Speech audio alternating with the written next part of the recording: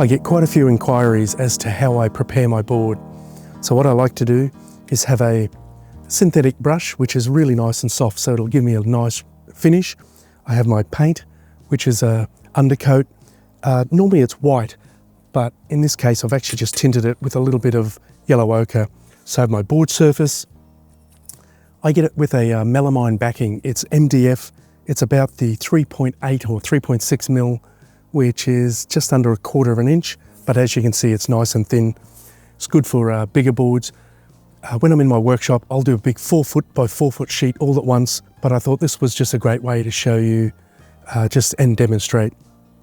You can actually get the store to cut it up all into your size. This is 11 by 14, and then you can do them like this. This is still a very acceptable way to do it.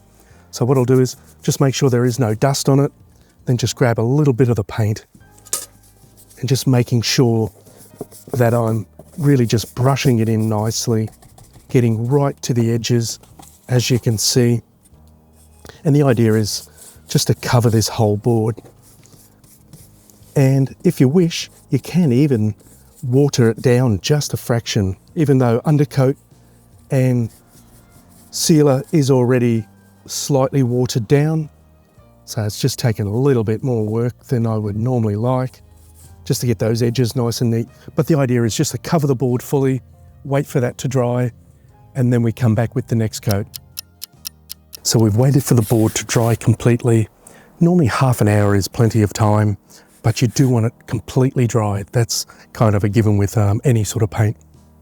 It does have a little bit of a tooth to it, but I'd never sand it, because that's the idea, is to get that little bit of tooth, little bit of texture, a little bit of a feel coming through. So that's all set, ready to go.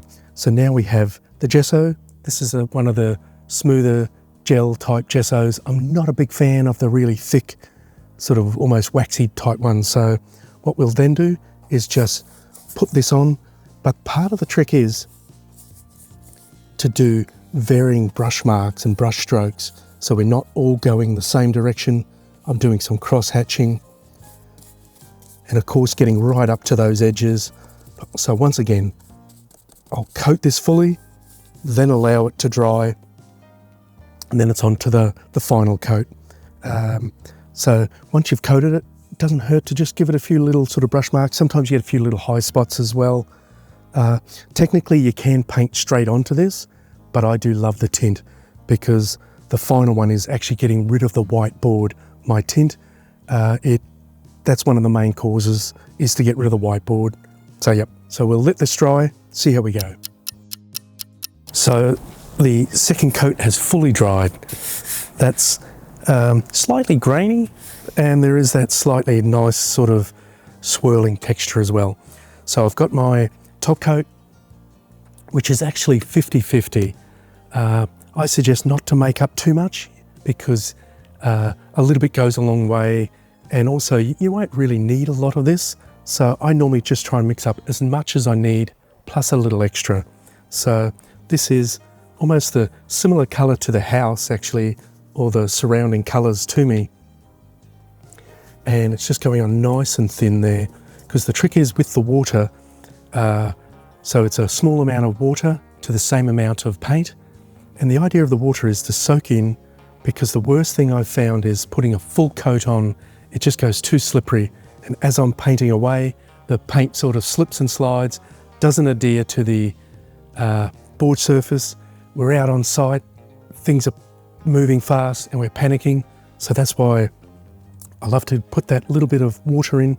It means that the top surface doesn't repel the paint too much. The other good trick is, especially when you've done a big board, cut off a little 10 by 8 and use that as a little test case first. Just do a little painting, just a simple little one, just to give it a go, because that'll give you the feel. And you may think, oh geez, that's actually a little too porous or not enough. So you can play with that a little. The 50-50 is more of a guide than an actually set rule.